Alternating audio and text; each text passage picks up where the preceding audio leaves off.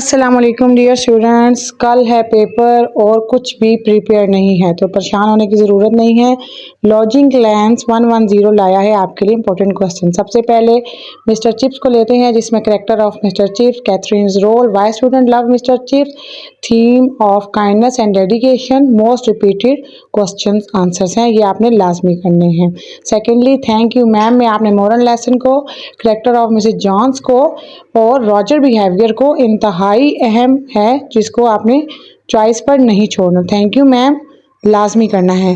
Third number پر ہے most repeated ایسے میں my M in life, patriotism, importance of discipline, science and society, science and society اور مائی hobby.